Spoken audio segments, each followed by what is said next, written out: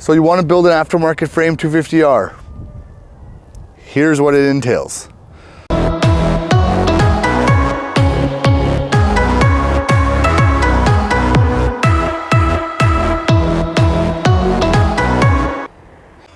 Welcome to my video of building an aftermarket frame 250R. I gotta apologize, I'm a little under the weather. My voice is extra nasally, which it normally is a little nasally, but that's okay. So this is my 2000 Walsh frame Trx250r, 250R 310R. I built this in 2009, 2010. So I wanted to go over what it takes to build something like this. If you're interested in building something like this, what you can expect to come of it. In my opinion, there are three basic principles of building an aftermarket frame or any kind of 250R at this moment. First thing is time, have time. It's gonna take a long time. Parts have become very scarce, it's hard to find, so you will be waiting and you're gonna have to be quick on the trigger to find this stuff. Secondly, of course, is money. Because of, number one, the scarcity and people hoarding them and a lot of the stuff going into the garbage or not being usable anymore, parts have gotten expensive. And the third thing is knowledge. I will explain the first thing, time. So where do we get these parts from?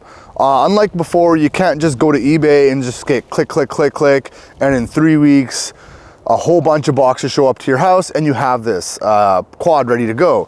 Now, I don't remember the last time I saw an aftermarket frame for sale, but you have to join the Facebook groups and you have to be very active in looking.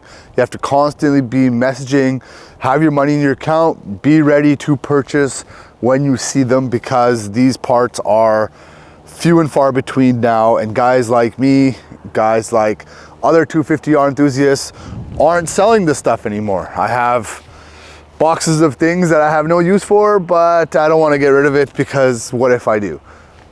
I have a couple transmissions that I've broken and I kept, and now I need a transmission, so I'm lucky that I kept it, and now because of scarcity, I don't plan on selling anything.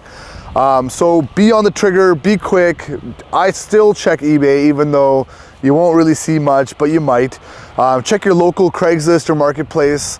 I've gotten very lucky on Craigslist locally here outside Vancouver, BC, where there are like no 250Rs.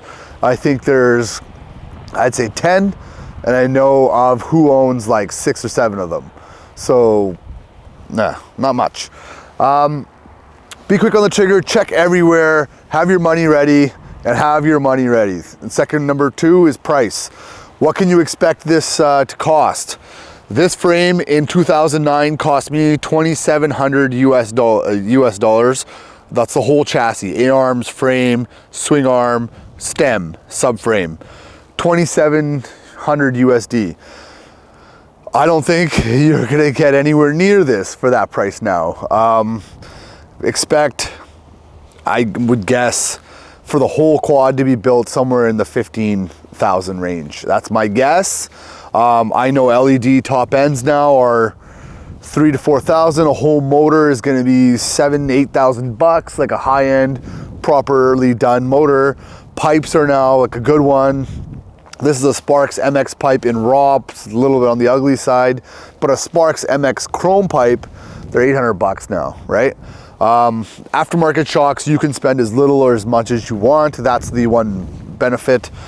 You can always get Elka Dune Edition or X Series shocks. They're like 400 bucks. This is an MX build that I actually used to race seriously. I don't anymore because of the scarcity of the chassis. So I spent quite a bit on the suspension. It has a CR500 rear linkage, which is also very rare. So I bought a second one just in case.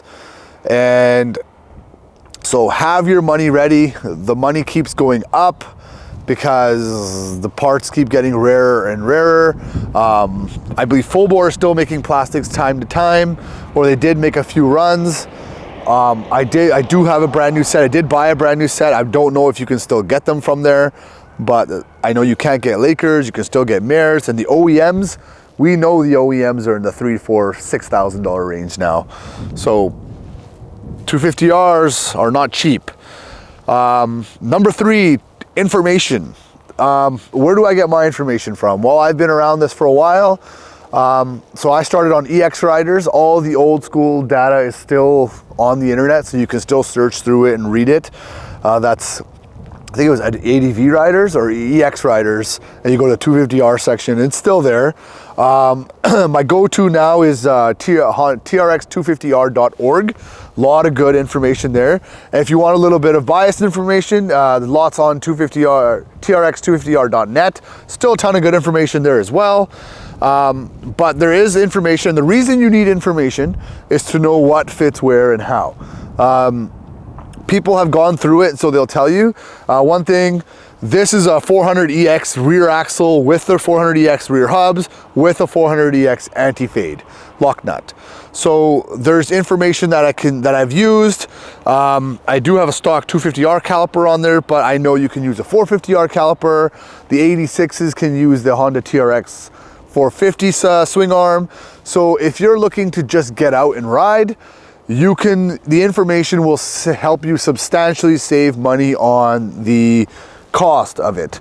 If you're looking to build a show bike or an original, like a reproduction, you probably already know more that it's going to cost a lot and the parts are going to be hard to find, and you want specific stuff.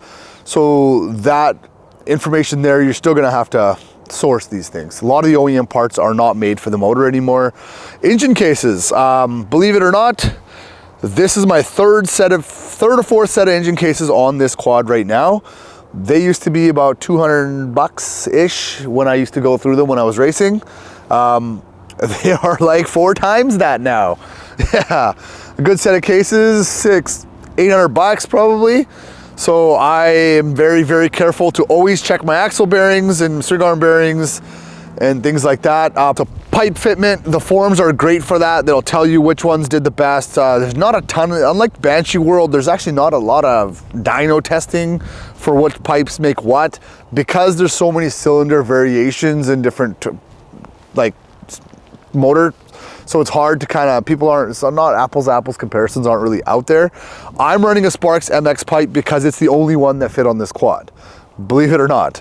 I have an ESR TRX9 pipe, I have a CT mid pipe, I have an FMF fatty pipe, and none of them fit on this. So this is the only one, this is how it's gonna run, and I am tired of dealing with this customization of this quad. There's a lot of things that I don't like that are on here, but they are what they are. The radiator shrouds really didn't have much of a spot to fit on.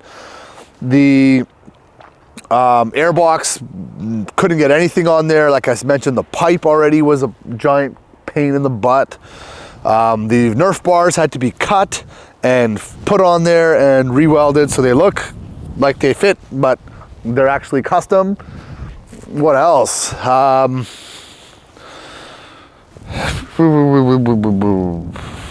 The motor mounts, I had to do some funky stuff there.